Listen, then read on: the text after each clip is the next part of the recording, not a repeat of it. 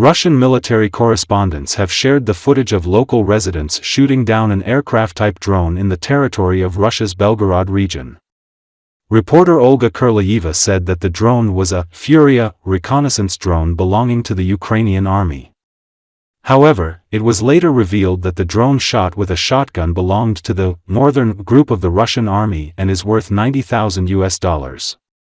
After that, the images were deleted from Russian Telegram channels. However, the military correspondent admitted her mistake. The soldiers who lost the drone demanded payment of its value. Сбили фурию разведывательный самолетного типа, разведчик летал. Вот прямо. Я вижу тоже, да. Попадешь?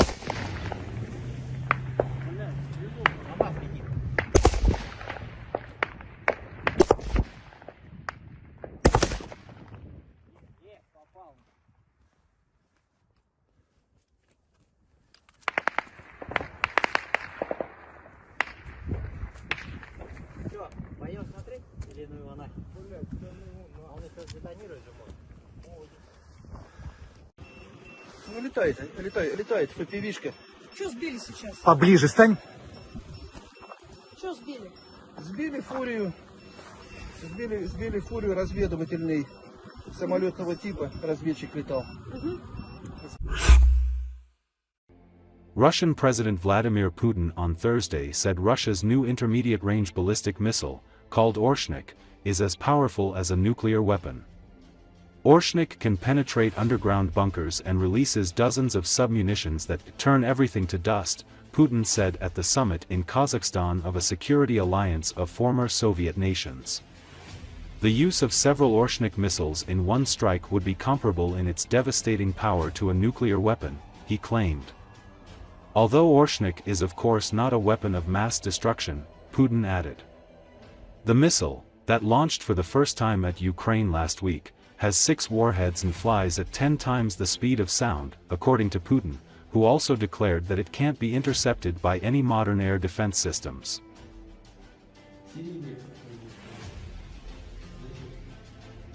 Десятки боевых блоков, самонаводящихся блоков, атакуют цель со скоростью 10 махов. Это около 3 км в секунду. Температура поражающих элементов достигает 4000 градусов. Если мне память не изменяет, на поверхности Солнца температура 5,5-6 тысяч градусов.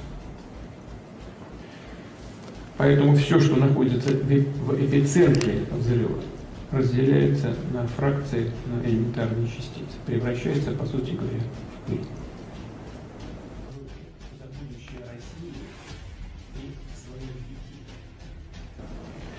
Ракета поражает даже высоко защищенные и расположенные на большой глубине объекты.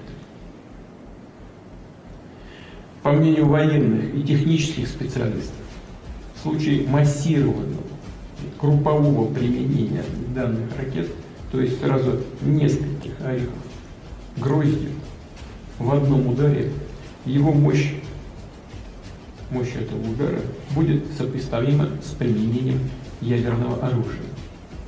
Хотя оружием массового поражения орешник, конечно же, не является.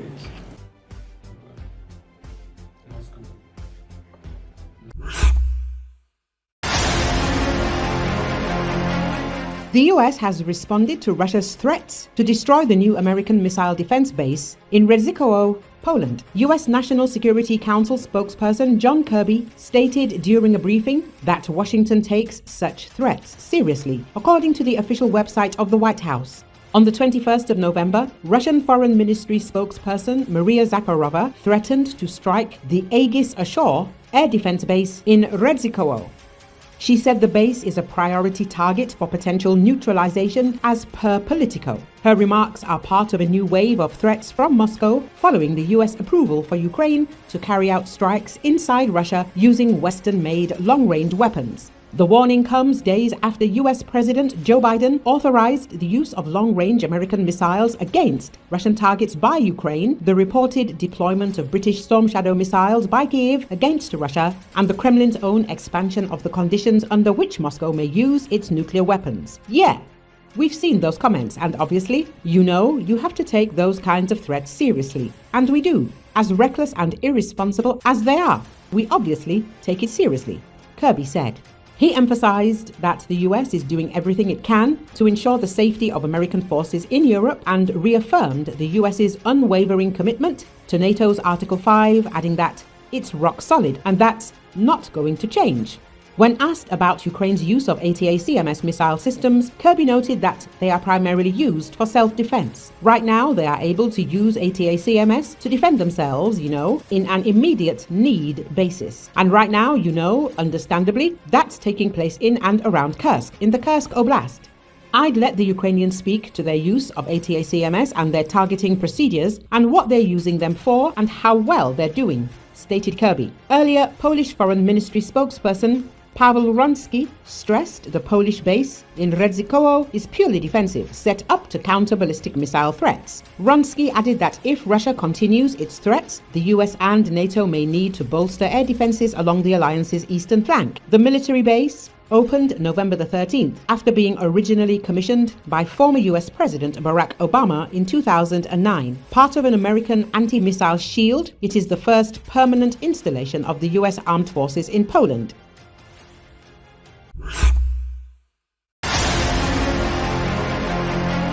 Major General Christian Freuding, head of the planning staff and the Special Task Force for Ukraine at Germany's Federal Ministry of Defense, believes that Germany is currently the main target of Russia's hybrid attacks due to its leading role in supporting Ukraine. Commenting in an interview with European Pravda on the crash near Vilnius of a cargo plane operating a flight for DHL, Freuding noted that while there is still too little information about the incident itself, it does not change the fact that hybrid warfare has become a key tool for the Kremlin. This is particularly relevant given previous mail attacks targeting the Russian logistics company.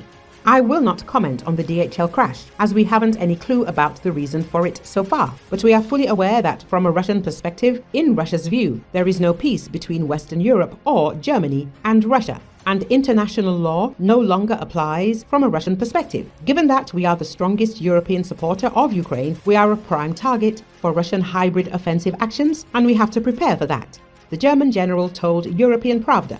Freuding also noted that Germany has seen signs of Russia's intention to achieve capabilities by 2029 that could enable a renewed aggression, including against a NATO member state.